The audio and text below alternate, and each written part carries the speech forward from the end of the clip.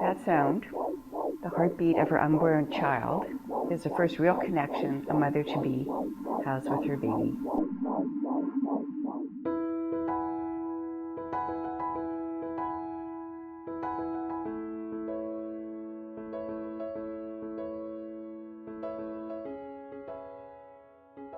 Sonograms are visual images produced by sonographers using an ultrasound machine. The sonographer determines a number of things about the unborn child. How many, a little bit about its environment, and importantly, whether or not the development is appropriate, especially the development of the heart. On average, we have about 40 to 45 newborns every year that have some kind of very serious cardiac defect that requires either cardiac surgery or transplantation in the first couple months of life.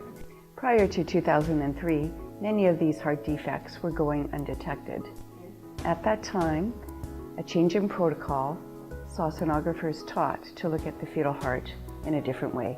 We went back and looked at the ultrasounds to find out why did we sometimes pick up some certain abnormalities and miss that very same abnormality?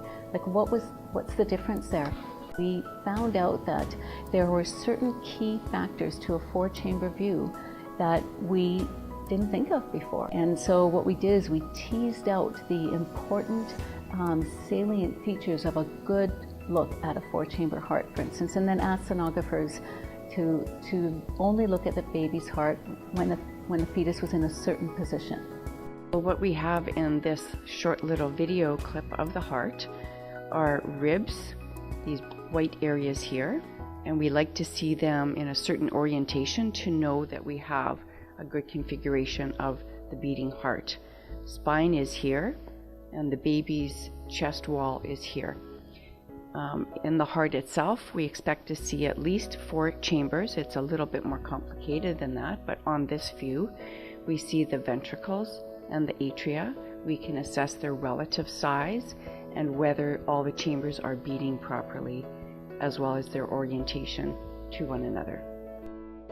In this particular situation, we have, again, a technically good study that elongates ribs, these bright areas here.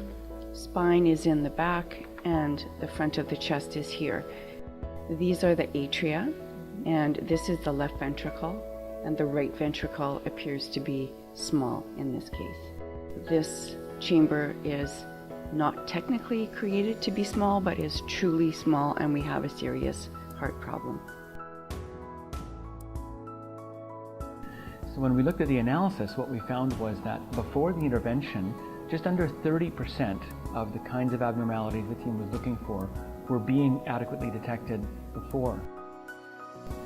Whereas after the new protocol was put into place, it's almost 90%. It's 88% now of cases are being properly identified. There's been a dramatic effect of having this protocol implemented across the province.